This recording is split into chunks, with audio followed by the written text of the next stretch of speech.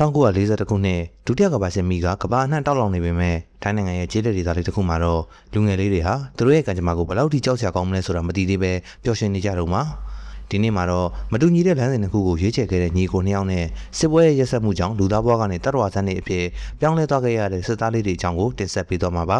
ဒီဇလန်ကတာမန်ဇိုမီကားတွေနဲ့မတူပဲစစ်ပွဲရဲ့အနှိဋ္ဌာရုံနဲ့ညီကိုတန်ရောစဉ်ကိုအခိုင်အမာဖော်ပြထားတဲ့ Operation Undead ဆိုတဲ့ဇာတ်ကားကိုအဆုံးထိနားဆင်ပေးဖို့ဖိတ်ခေါ်ပါတယ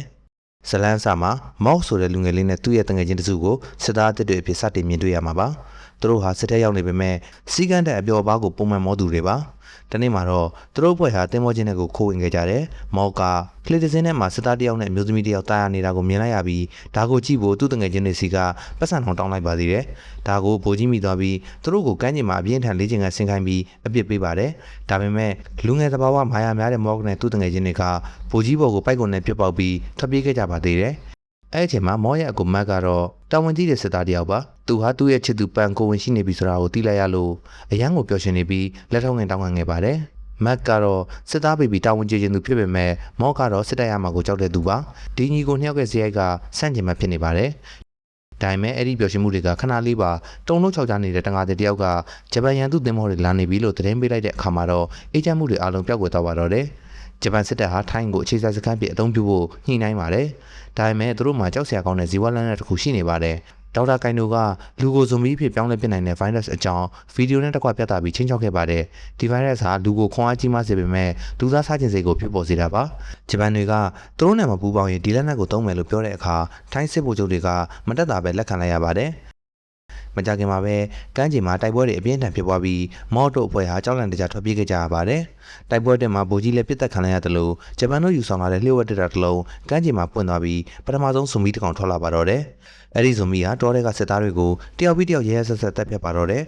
မော့တယောက်တည်းရှုံလုံးနဲ့နင်းမြုပ်နေတော့သူ့ကိုကယ်တင်လိုက်တာကတော့ဇွန်မီဖြစ်သွားပြီဖြစ်တဲ့သူ့ရဲ့အသင်းဘော်တွေပါပဲဒီမြင်ကွင်းကမော့အတွက်တော့အိမ်မဆိုးတစ်ခုလိုပါပဲမော်ကကိုက်ခံလိုက်ရပြီးနောက်သူကိုယ်တိုင်လည်းဇွန်မီဖြစ်သွားခဲ့ပါပြီဒါပေမဲ့ဒီဇွန်မီတွေကထူးခြားပါတယ်သူတို့ဟာလူသားတွေကိုစားကျင်စိတ်ရှိနေပေမဲ့သူတို့ရဲ့အတိတ်ကအမှတ်တရတွေနဲ့မိသားစုအချစ်တွေကိုတော့လုံးဝမေ့မသွားကြပါဘူးမော်ကတငယ်ချင်းမလေးတယောက်ကိုစားမိခဲ့တဲ့အတွက်နောင်နာတရားတွေနဲ့ကိုတတ်တည်ဖို့ကြိုးစားခဲ့ပေမဲ့ဇီဝလက်နက်ရဲ့အာနိသင်ကြောင့်ခန္ဓာကိုယ်ကမီးတောက်လာပြီးမသိနိုင်ခဲ့ပါဘူးတစ်ဖက်မှာလည်းအကိုဖြစ်သူမတ်ကညီဖြစ်သူကိုလိုက်ချရင်ဇွန်မီတွေရဲ့တိုက်ခိုက်မှုကိုခံရပါတယ်နောက်ဆုံးမှာတော့မတ်ကသူ့ညီကိုကယ်ဖို့ကြိုးစားရင်းနဲ့သူကိုယ်တိုင်လည်းဇွန်မီဖြစ်သွားခဲ့ရပါတယ်ဒါပေမဲ့မက်ကတော့တခြားဇွန်မီတွေထက်ပိုတန်ပါပြီးသူ့ရဲ့လူသားစိတ်ကိုပိုပြီးထိန်းချုပ်ထားနိုင်ခဲ့ပါတယ်။ညီကိုနှစ်ယောက်လုံးဇွန်မီဖြစ်သွားတဲ့အဖြစ်အပျက်ကအရန်ကိုဝမ်းနည်းစရာကောင်းလာပါတယ်။ဂျပန်ဝူကြီးနာဂါမူရာဟာဇွန်မီတွေကိုလက်နက်ပြည့်အသုံးချဖို့အတွက်အရှင်ဖန်စီပြီးရဲရဲဆက်ဆက်ဆန်းသက်ပါတယ်။သူတို့ဟာဇွန်မီတွေကိုတရိတ်ဆန်တွေလိုပဲသဘောထားပြီးနှိပ်စက်ကြပါတယ်။ဇွန်မီဖြစ်သွားတဲ့စစ်သားတယောက်ရဲ့အဖေကိုသူ့ရှေ့မှာတင်တပ်ပြတဲ့လောက်ရဟာဇွန်မီတွေရဲ့ဒေါသကိုမီးမွေးပေးလိုက်သလိုဖြစ်သွားပါတယ်။ဒီဇွန်မီတွေဟာသူတို့မှလည်းခံစားချက်ရှိတယ်ဆိုတာကိုဂျပန်တွေကလှည့်လည်ရှုထားကြတာပါ။အခြေအနေတွေကပိုဆိုးလာတာကတော့ဂျပန်စစ်တပ်ဟာဒီလျှို့ဝှက်ချက်ပေါက်ကြားမှာဆိုလို့ရွာသားတွေအားလုံးကိုတပ်ပစ်ဖို့စီစဉ်လိုက်တာပါပဲ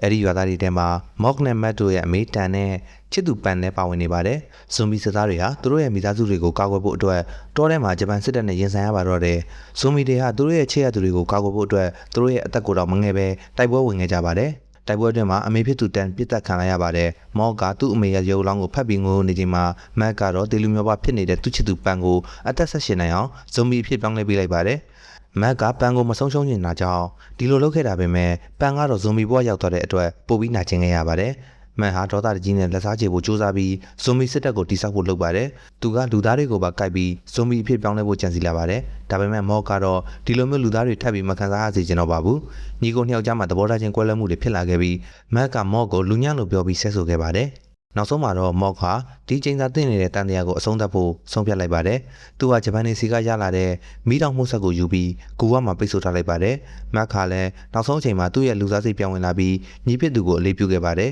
။သူတို့ဟာလူသားဘလူးတွေအဖြစ်ဆက်မရှင်နိုင်ကြတော့ပါဘူး။ဂျပန်စစ်သားတွေနဲ့ဇွန်မီဖြစ်သွားတဲ့နာဂါမူရာတို့ရောက်လာတဲ့အချိန်မှာတော့မော့ခါမီးတောင်မှုဆက်နဲ့အားလုံးကိုမီးရှို့ဖျက်ဆီးလိုက်ပါတယ်။မတ်နဲ့သူ့လူတွေကလည်းဂျပန်စစ်သားတွေကိုမီးတောက်တွေကြားထဲဆွဲခေါ်သွားပြီးအတူတူတိတ်ဆုံးသွားခဲ့ကြပါတယ်။မော်ခါသူ့တငယ်ချင်းတွေနဲ့အမှတ်တရတွေကိုပြန်တွေ့ရင်မိတောက်တွေကိုခုံဝင်ပြီးသူ့ရဲ့ဘဝကိုအဆုံးသတ်လိုက်ပါတော့တယ်စစ်ပွဲရဲ့ရက်စက်မှုကိုဖော်ပြရင်းနဲ့ဒီဇယ်လန်လေးကပြီးဆုံးသွားပါတယ်